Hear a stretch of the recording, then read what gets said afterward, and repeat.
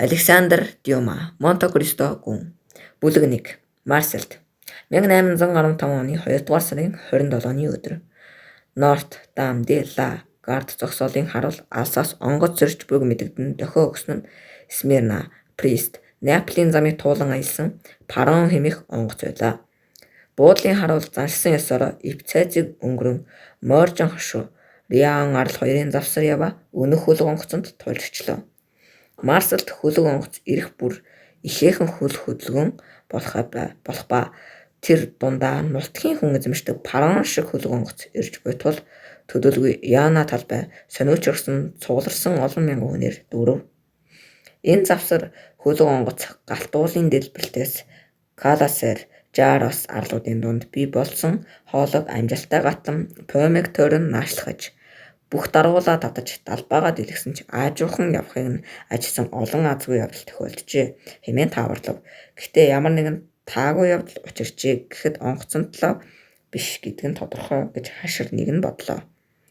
Энэхүү тодорхой байдал нь цугларсан олны дундах нэгэн хүний сүрхий цочоож тэрээр завинд суун пароныг ухтан явахыг тушаасан төдийгүй тун удалгүй хөлөг онгоцонд хуржчлоо. Харуулын дөрөнд зогсох нэгэн залуу далайч нь түүнийг харангуут яран онгоцны тавцан дээр очив малгайг аван хүлээн зогсов. Тэрээр 18 насаас 20 орчим насны нуруулаг тэгш сайхан бие хар нүд гялтгсан харуустай залуу ажээ. Хатуучан хэрний шийдэмэг байдал түүний нүүр царай тодно. Данс та юу гэж завинд суун ирсэн өнөөх хүн хашгираад юу болов вэ? Хөлгийнхэн яагаад ийм уруу царайтай байна вэ гэж асуув. Морилгүй бидэнд золгүй явдал тохиолдож Чивита Векийн ойролцоо Ахмад Леклер маань өнгөрчглөө гэж хүү хариулв. Харин ачаачин яасан бэ гэж эзэн яран асуулаа. Бүгд бүрэн энэ тал дээр та санаагаа зовох хэрэггүй. Харин хөөрхий Ахмад маань гэхэд хөлгийн эзэн чухам юу тохиолдов вэ? Манай Ахмад яагаа вэ гэж асуув. Нас барчглаа. Онгоцноос унаа юу? Үгүй чичрэг өвчнөр өнгөрсөн ээж гэж Данс хэлээд хөлгийнхэн рүүгээ эргэж за байранда одоо зангуугаа буулгаарай гэж хашгирав. Хөлгийн 10-аад хүн тушаалыг дагаж далбай шураг аргамж хөндлөвч руу хурдлан гуйв. Залуу далайч нь тушаалыг нь хэрхэн биелүүлж байгааг харсны дараа хөлгийн эзэн рүү ирэн харахад чухам юу босныг ярьж өгөөч гэв. Гинтийн явдал болсон Ахмад бомбын байцаагчтай ярилцсны дараа Наполиос гарч яваад маргааш нас нь их халуурч 3 дахь хоног дээрээ нас барсан. Бид ёс журмынхын дагуу салх ёс гүйцэтгсэн. Далай тэнгисийн оршуулгын дагуу салх ёс гүйцэтгсэн. Далай тэнгисийн оршуулгын жаягаар хөлөг толгойд нь хүнд юм зүүж даавуугаар ороогоод Джилио арлын ойролцоо оршуулах ёслол хийсэндээ гэр бүлийнхэнд нь Ахмадын загалмай сэлэн хоёрыг авчирлаа. Харин 10 гаруй жил цусаа урсгасан дайцсан хэрнээ бусадтай л адил ингэж өгөх тавилантай байсан юм байх та. Хэмээн залуу хууг үнэглэн хэлв. Бурхны дуудлага хойно яах чаргагүй шүү дээ гэд хөлгийн эзэн хүмүүний биеийг олж мэндээсэн хэн боловч үхдэг жамтаагаас хойно өтөл нэг нь өсвөр нэгэндээ орон зайгаа үлдээж л таарна. Эс тэгвэл өөрчлөлтгөж үгүй болно. Ингээд ачаа бараад зүгээр бидтэй гэв. Эрхэм морилдаа санаа зовох хэрэггүй. Тэрч байтугай хамгийн хямдаар өглөө гэхэд гэтэл 25 мянган франкийн цэвэр ашиг олох боломжтой гэв. Энэ үед парон цамхгийн ойролцоо ирсэн тул дарвуулаа хумаад гурвалжин далбааг буулгаарай. Одоо зангуугаа буулгахад бэлт хэмээн тушаав. Түүний тушаал түн турган биелв. Дарвуулаа татаад далбаагаа буулга. Тун удалгүй бүх далбай хураагдан хөлөг онгоц урагшаа гулсан явлаа. Сүүншлчийн тушаал нь хэрхэн биелхийг харсан Дантес хөлгийн эзэнт хандан эрхэм морил та наашаа гарч ирнэ үү? Манай нэгтлэн Данклер ирж явна. Та түүнтэй ярилцаж байх уу? Харин би зангуун дээр гашуудын тэмдэг тавих хэрэгтэй байна гэв. Дантсын шидсэн олсноос барьсан морил хөлгийн онгоцны хажуугийн төмөр даам нуургийг даган туйлын хурдан авиран гарч ирэхэд за гайс хажууд бороо ороод байна. Тийм. Энэ бол миний орос эффект шүү. Би цонхтой ойрхон амарч байна. За ээж та хаана явж илаа? Хаана явжсан марц. Харин би зангуу дээр гашуудын тэмдэг тавих хэрэгтэй байна гэв. Даанцын шидсэн олсноос борьсон морил хөлөг онгоцны хажуугийн төмөр дамнуургийг даган туйлын хурдан авиран гарч ирэхэд Данц үүргийг гүйцэтгэхээр явлаа. 25 орчим насны ихэмсэг дээрэнгүй бялдууч зан нүүрэнд нь илт тодорох дангаларт усан цэргүүд яозгүй хандцгаана.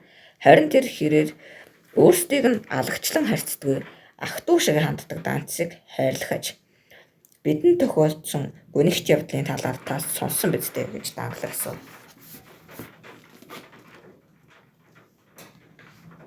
Тэгсэн Ахмад Леклер маань үнэхээр сайн, үнэт шудар хүн байж үлээ.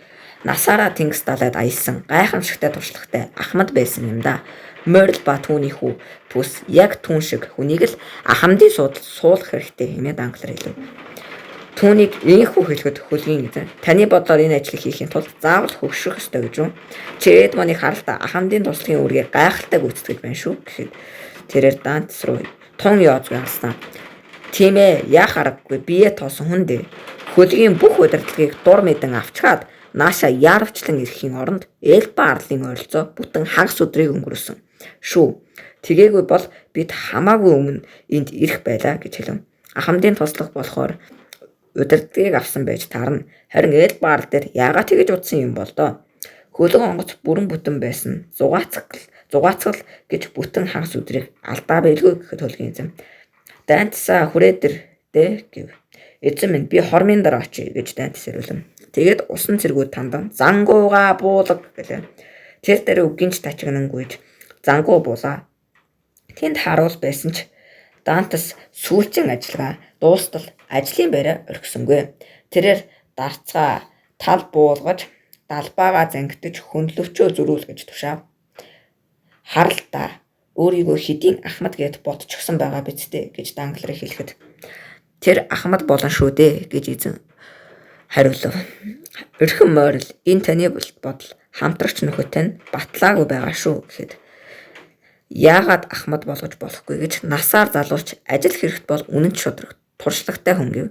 Энэ үед Данц ойртон ирээд эрхэм морил үүргээ гүйцэтгэжлээ. Би одоо таны мэдлэлд танд юугаар тус болох вэ? Дангалар холдон зогсов. Ингээд яагаад Элба арал дээр буусныг тань асуух гэсэн юм гэхэд Ахмад Леклерийн сүүлчийн ушаал байсан.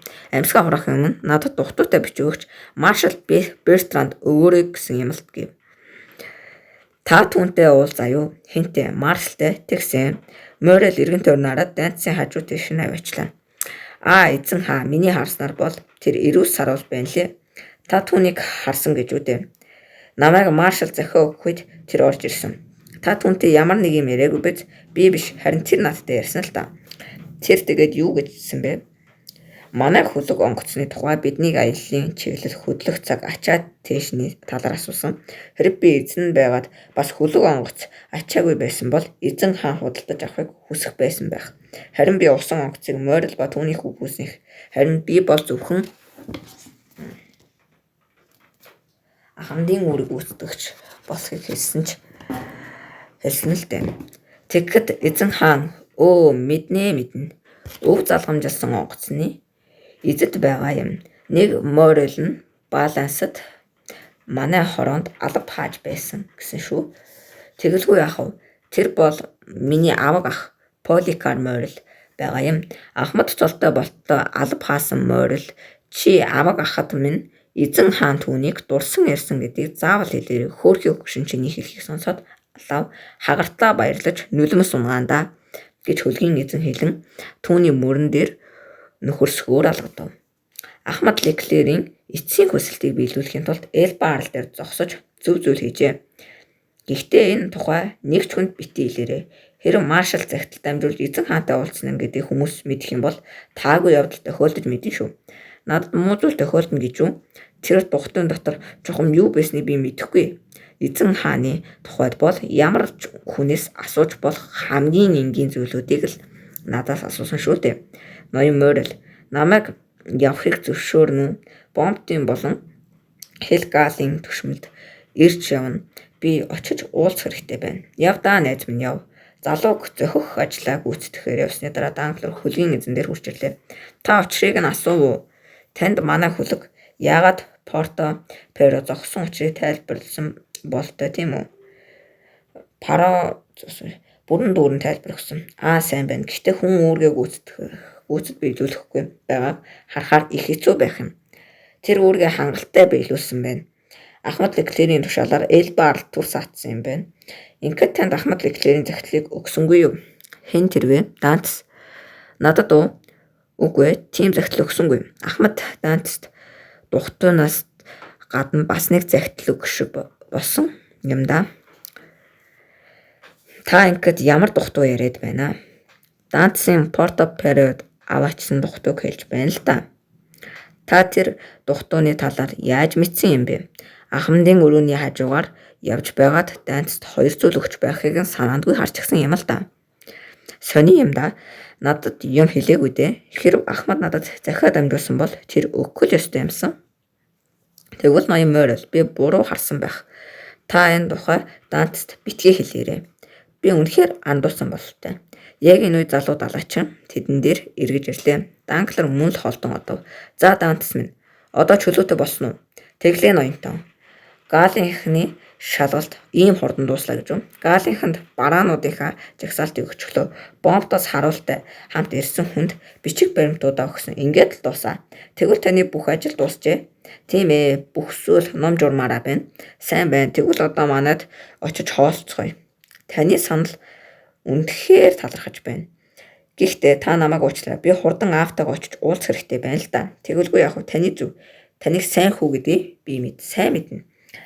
Харин хүүг маань холын аянд дараа нь аав дээр ирэхэд нь хин нэгэн саатуулах юм бол би уурлах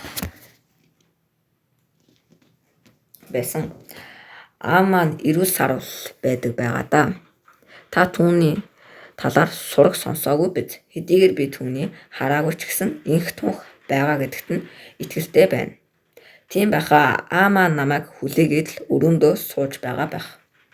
Би энэ хайлтад гацаад шалтгаан хууц сэргүүлээд байгаа шүү. Тэгвэл таныг байхгүйд аавтай нь юугаарч дутаагүй гэдгийг харуулж байгаа хэрэг. Аав маань их нэрлэхүү бас бардам хүн л дээ. Хэрв түүнд ямар нэг зүйл дутагдвал тэр зөвхөн бурхан тэнгэрээс л гуйхаар бус өөр хин нэгнээс тусламж хүсэхгүй л дээ. Тэгэхээр Данц та аавтайгаа уулзчаад дараа нь манад ирэх үү? Ноёнтон минь дахиад л танаас уучлалт хүсгэн. Надад бас нэг яаралтай уулзах хүн байгаа юм л да. Тийм ээ, Каталанд гоо зөксөнд Мерседес таныг хүлээж байгааг мартагшаасан байна. Чөтгөр Данц та үнэхээр азтай хүн юм. Тэр хөлөг онгоц хизээ ирэх вэ гэж асуухаар 3 удаа ирсний учир энд байж та үнэхээр сайхан найзтай юм. Oh my god. Өдөржин бороо орохгүй байж үзнэг намайг бичлэг хийгээд эхлэнгүүд энэ орой аяг цэглээ бороо ороод эхэлсэн. За тэр яах вэ? Тэр хөлөг онгоц хизээ ирэх вэ гэж асуухаар 3 удаа ирсний учир энд байж та үнэхээр сайхан найзтай. Мерседес миний найз шүү. Тэр миний сүйт бүсгүй байгаа юм. Зарим тохиолдолд энэ ч нэг утгатай л да. Бидний хувьд тийм бишээ. За ойлголоо эйдмэн. Би таныг одоо хорихгүй. Ажлыг минь сайн гүйцэтгсэн болохоор би таныг чөлөөлье. Танд мөнгө хэрэгтэй юу? Үгүй дээ хэрэггүй.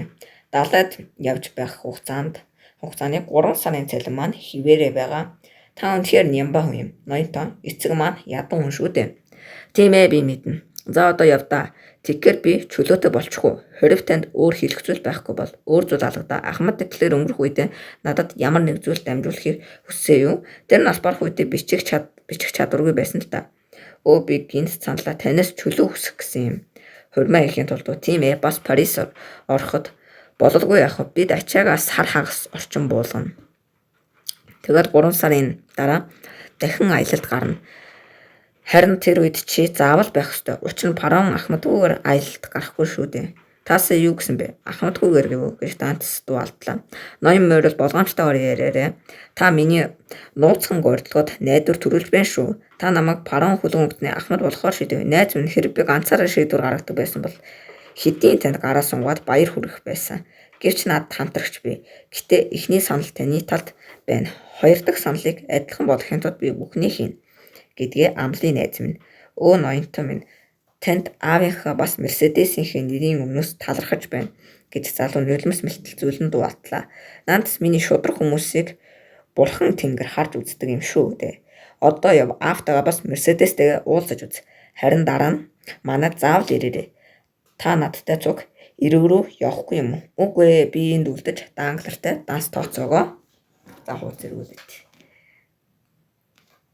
Тулгана. Ингээд тэр чам таалагдав. Үннийг хэлэхэд бид нэг удаа маргалцсан юм. Тэгэд маргаанаа шийтгэн тулд Монте Кристо арлын дэргэд зогсох санал тавьсан. Түүнээс хойш данглар надад их дургүй болчихсон доо. Мэдээж би түүнд тийм зүйл хэлэх ёсгүй байсан. Түүний татгалцсан ч сайн хэрэг болсон.